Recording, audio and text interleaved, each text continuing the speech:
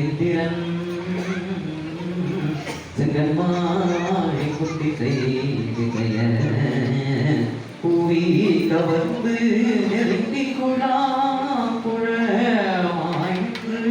பூத்தாடும் ஆவிக்கு உதயன் ஆர்வத்தனத்தினை அப்பனை ஒப்பமர